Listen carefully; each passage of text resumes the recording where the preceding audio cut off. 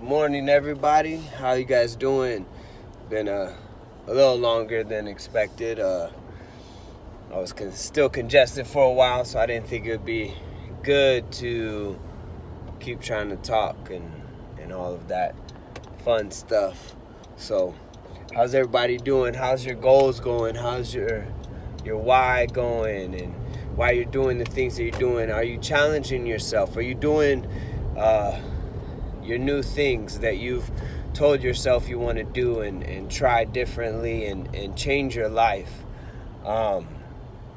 Sometimes it's hard to get started, and sometimes you need that why you're doing the things you're doing when you kind of lose that motivation, and but then, there's other things that when we start doing these things, our past tends to come up and become to the forefront of our mind and hold us back. Our past will hold us back sometimes, and you can't let your past stop you from who you're trying to become in the future. You got to use your past as motivation. You got to use your past as fuel to be better. We've all, I don't know about regrets, but I'm sure we all have something we regret, or something that we wish we could have done differently, or, going to school, or, we all have some type of regret. We have some type of thing that we wish we could have done differently. Something that, had we known what we know now, we wouldn't have done it back then, or we would have made a different decision, or we wouldn't have allowed people to treat us a certain way. We wouldn't have treated people a certain way. But, at the end of the day, you can't take any of it back. You can't change it. But you can change who you let you become, if that makes sense. You can sit there and you can be depressed, and you can be like, man, I should have tried harder in school. Why didn't I graduate on time? Or why did I wait so long to go back to college? Or, whatever it may be. Right? You have your own things that you wish you would have done differently, your own things that you wish you could have changed. And that's one thing. But that should allow you to, when you're moving forward in your new decisions, to think, all right, what's the outcome of this decision? And sometimes not making a decision is a decision. When you're like, okay, I'm going to wake up and go to the gym. I'm going to do this, or I'm going to do that. I'm going to write that book. I'm going to, start this new job. I'm going to start this business. But that alarm clock goes off and you're like, what's 5 more minutes? That's 5 more minutes of you getting stuff done, right? So that decision to wait 5 minutes or wait till tomorrow is a day lost that we never get back. Money, we can get that back. You can work overtime. You can do this. You can do that. Money always comes. Food always comes. But time never comes, right? Meaning, once you lose time, you can't get it back. You can't go back and change it. You can't go back and fix it. But you can fix the future. Meaning, allow your time to be more meaningful. Make your decisions mean something, right? If you're going to decide to not decide, make it be for a reason. If you're going to decide to be angry or be upset, hope that it's for a reason and not just because of your past or because of selfishness or whatever it may be, right? We're going to have people that are really close to us, and then we're going to have people that we keep at an arm's length of distance, and some people we keep at a double arm's length. But all of that has to be for a reason, right? So a lot of things that we do should always have a reason, because again, our past will come back and try to haunt us when we're trying to do something with our life, when we're trying to do things with our life, right? And it'll try to haunt us. It'll try to tell us we're not good enough. Or you remember when you made this decision? Yeah, you're just a failure. Yeah, you're just a screw up. Yeah, you're this. Yeah, you're that, And it'll make you think that the decision you're trying to make of doing this new job, new business, new adventure, new workout routine, new eating style. I don't want to call it a diet. I want to call it an eating style, because if it's a diet, it's temporary. Eating style is just changing habits. But, you do these things and you're going to have these thoughts of your past, because you're changing, you're making new routines. And when you make these new routines, your body fights with these old routines. When you're somebody that is used to a chaotic life, maybe not by choice, you grew up in this chaotic environment, and your parents were fighting all the time. I'm just throwing an example out there. Your parents are fighting all the time, and so you get used to this chaos, and you get used to this blood pressure rising, and all those stress chemicals get released into your body, and it's like an addicted drug, So then when you leave your house and you try to start a new life for yourself, and maybe it's with a loved one, your body is going to go through withdrawals or a detox, because it's not getting those chemicals from the stress. So you're going to start creating stress in your own self. You might have panic attacks. You might have anxiety all of a sudden.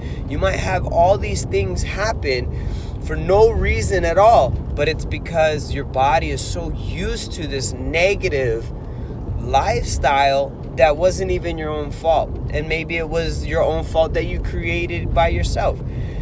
But with change, there's gonna be struggle. There's gonna be something, but you have to keep pushing forward. You have to keep trying. You have to keep growing. And it's that old metaphor. When you go to the gym, you put the muscle under stress so it grows. It's the same thing with life. You put yourself in a stressful situation to grow. Do things that challenge you every day. Now that's just your own past from yourself, right? But what about the past of people putting you down? What about the past of people telling you you're not good enough, or you're never gonna amount to nothing, or you're just whatever? It could be an ex, it could be a brother or a sister, a cousin, an aunt, an uncle, a mom or a dad. People's lives are crazy, man. You never know who it could be that's put you down, But don't let their negativity and the view of themselves reflected onto you hold you back. You got to remember that when people put you down, 90% of the time, it's a reflection of themselves. It's not even you. They see something in you, and you're going to become something better than them, and they're jealous, so they put you down. Or, they see something in you that, scares them, right? Or their insecurities, a lot of times, is what they start taking out on you, right? So, an example, right? When me and my wife were first together, I would fight with her, and a lot of the arguments, a lot of the things that I fought with her about were my own insecurities. Everything that I was saying to her or accusing her or whatever it was just my own insecurities. But for me, what worked for me is we would argue, and then at the end I'd be like, you know what, I'm sorry, this is my insecurity, I feel this way because of this, and this. And she basically became my counselor. She became my therapist. You know what I mean? I started opening up and realizing why I acted the way I acted, why I was feeling insecure, why I was having the issues that I was having. Because I made a conscious decision to change. I wanted to stop arguing for no reason. I wanted to stop these things. So I made a conscious, like, okay, what are we arguing about, right? And I said, okay, what are we really arguing about? Okay, this is what we're arguing about. Okay, so why did we bring this up? And we would talk about it. So now when we have a discussion, I don't even say we argue anymore. Like, when we have a discussion, it's, at the end of the day, it's, okay, what is the real problem? What are we really having a problem about? Okay, let's settle that. All this other stuff has nothing to do with what we're talking about and what the root of the problem is. So let's stay focused. And it's helped, but you have to be aware with yourself to make these decisions, because we all have some sort of insecurity. We have some sort of, I don't want to say depression, but maybe it is. We have some sort of something going on from other people. Some of it is our decisions from ourselves, choices that we made that we wish we would have done differently. And then, other things from, bullies in elementary school or a high school or whatever. They come back to us. And when you're trying to live a good life, these things come back. When, like I said, me and my wife, we first started dating, all these things came back, and we're trying to stop us, because I have an amazing wife. I have a great thing. We're far from perfect, don't get me wrong. We're we're just like every other couple, but we've learned to argue, I guess you could say, about what's most important. But again, past things came up to me, insecurities, and we get lost in these fights because we start bringing up our insecurities and all of that. So we had to address that. And like I said, she became my counselor and my therapist. And now, I take that time too with her. Like, I try to help her out. But you have to be honest with yourself.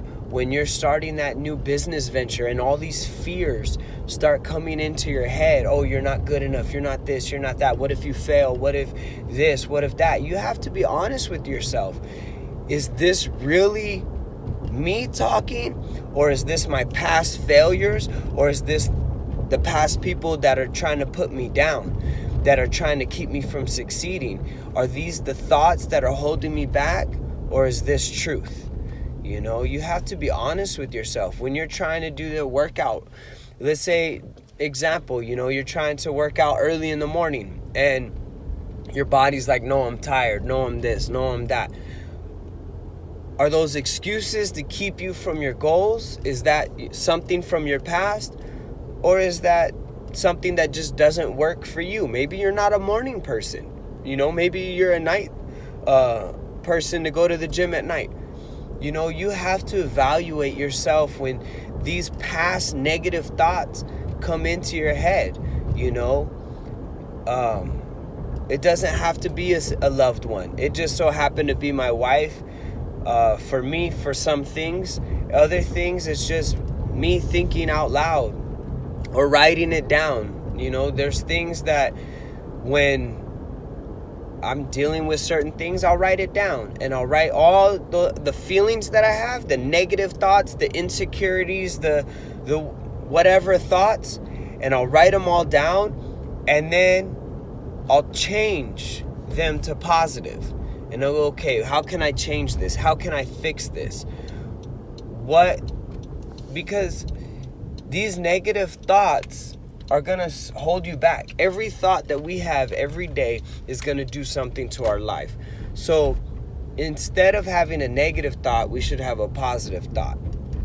And you know, what are these negative thoughts going to do to our life, right? They're going to hold us back. They're going to keep us back. They're not going to allow us to succeed. You know, negative thoughts can give us stress. They can give us cancer, you know, like these things are important, you know, and we have to change these negative thoughts with positive ones. So if you got to write it down, if you need a friend or a significant other or whatever, you know, take that and don't allow your past thoughts, whether self-inflicted or inflicted by others, hold you back and stop you from being who you want to become. You know, you want to become someone great, you have to change the way you think, because right now the way you think is put you where you are, right? If you ever thought about that, the way you think has put you exactly where you are. You know, so if you want to be somewhere else, you want to be somewhere different, change the way you think, right? And think every day about how your thoughts are affecting you and affecting your life, right? It's hard. It's a tough road, but you can do it. I'm still doing it every day. I'm not perfect at it. I'm reading books. I'm studying things to get better. But I believe in you. It takes one step every day. Every day. Just be aware of your thoughts. Be aware of these things that are trying to hold you back. You know, we all have these past things that try to stop us and try to keep us from reaching our goals, because our body is used to a certain thing. We're used to certain feelings. And sometimes we get scared. And so our past will come back and try to haunt us. And just be aware of that. Take notes of it. Write it down and, you know, face it, right? It's hard. It's tough because you don't want to admit these things to yourself. But we have to. We have to change the negative and add it with some positive. And it's a tough road, but you guys can do it. I believe in you. I'm here. I have the next video, we're going to talk about failure, right? So don't be afraid of failing. Failing is part of growth. It's part of the process of becoming better, right? So don't be afraid to fail. Be excited to fail, right? Don't look forward to failing, but use that fail as motivation. You know, failing is a learning process. But again, that's the next video. We'll talk about that soon. You guys have a great day. Have a great week. And I'll see you guys soon.